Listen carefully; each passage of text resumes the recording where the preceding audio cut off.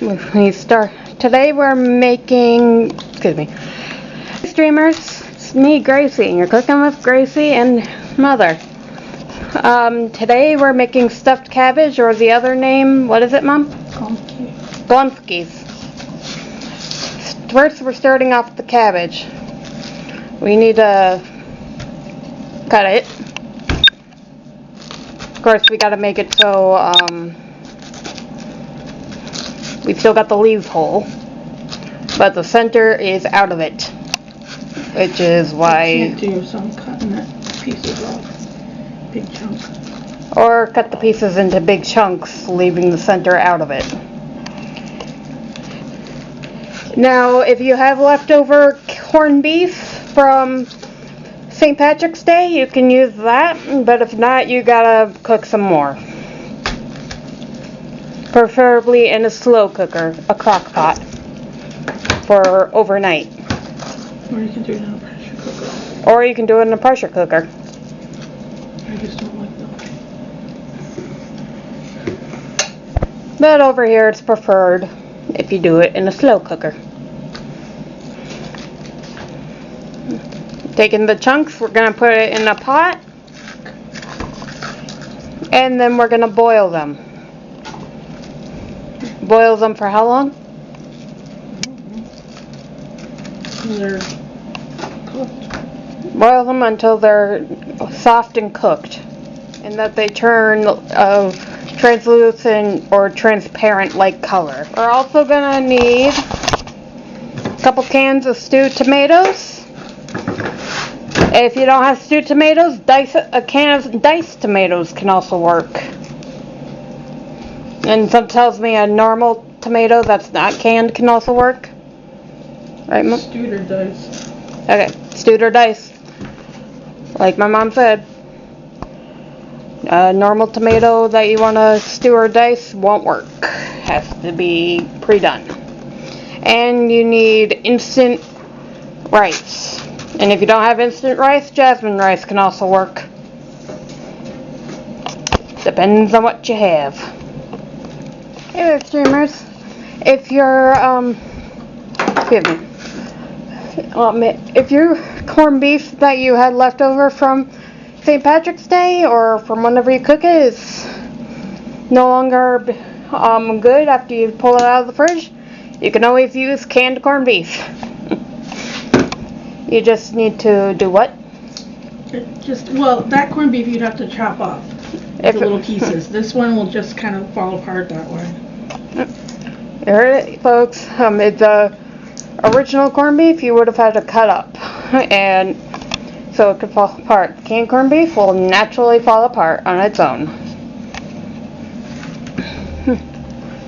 Here's a little hack for you to get your water to boil a little faster.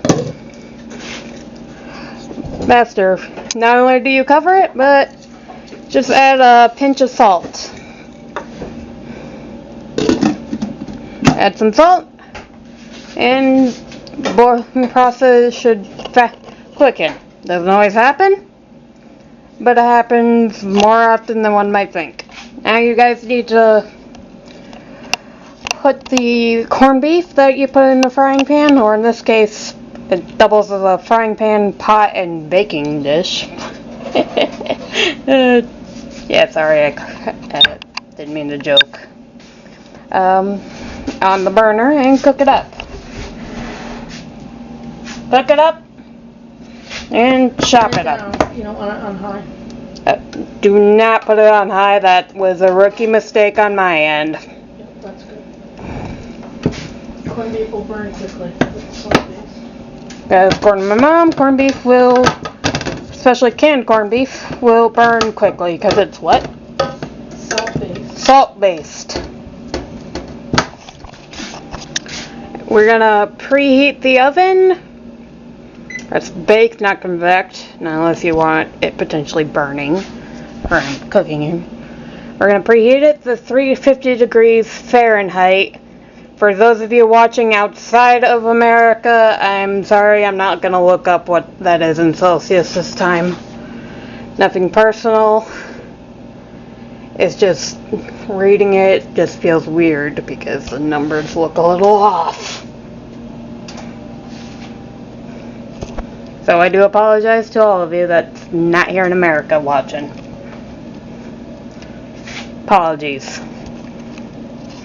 Once when the water starts boiling, we gotta start using the tongs to move it around. Kinda wish this thing didn't look weird in this lighting.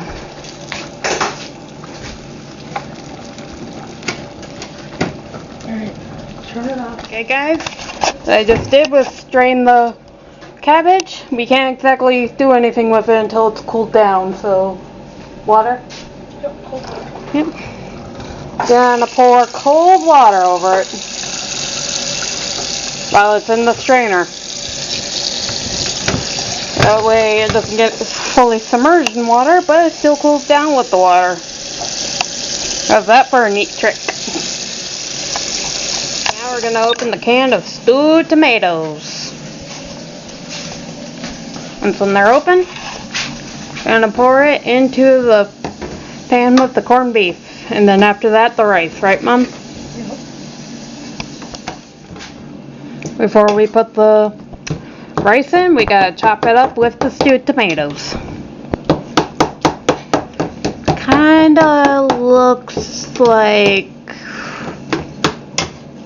Dang it, I got the dish name that I'm thinking of at the top of my head. I can't pour it, I can't put it out.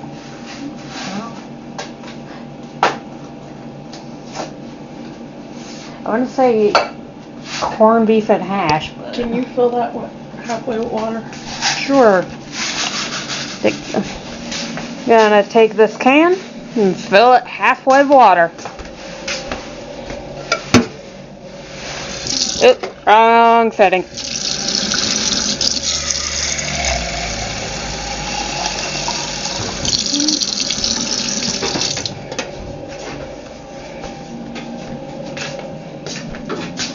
I think I accidentally got more than half. That's alright.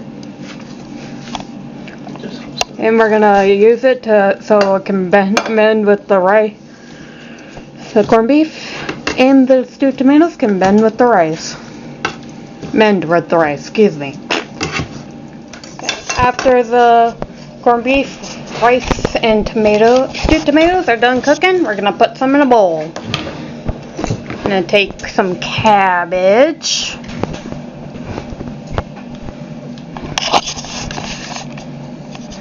Gonna place some of that corned beef inside on the center of the cabbage and roll it up. And we're gonna continue doing this, and we're gonna continue doing it until the entire baking dish is full, right? Or until we run out of cabbage. Whatever comes first. I'll say that again. I don't know if this is the right way to do it. This is just the way I was taught. If you guys didn't hear that, my mom said she doesn't know if this is the right way to do it, but this is how she was taught. So this is how we're gonna be making it. And then again, there's a bunch of different ways to make everything. We all have our unique way of making things. This is ours. Or our families, I should say. Who taught you how to make these? Mom? Great grandma. Oh, great grandma.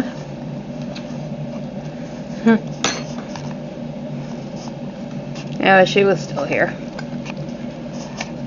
So. She'd be like 100-something years old. I know. I'm just saying that because I hardly have any memories of her.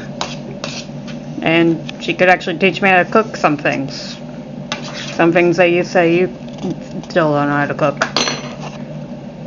Maybe give me her recipes. I'm kidding. Sorry. Little joke. Now we're going to be pouring some tomato sauce over it.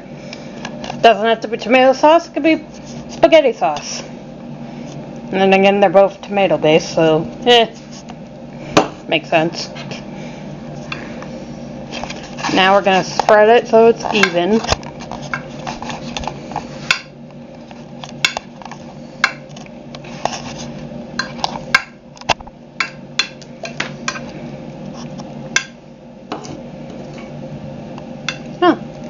We didn't use all the can.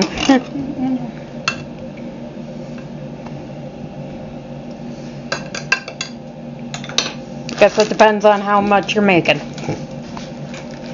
Just want to cover it so they don't burn. I basically covered it with the tomato sauce so it doesn't burn, for those of you who didn't hear that. And now we're going to be spreading cheese over it. Mozzarella cheese. I don't know if everyone does it that way. Again, it's how my grandmother taught me. She learned from some woman from Poland she knew. Huh. If you guys didn't hear that, my mom learned it from her grandma, my great-grandma, who learned it from a woman in Poland. From Poland. Oh, from Poland. Excuse me. My bad. Misheard.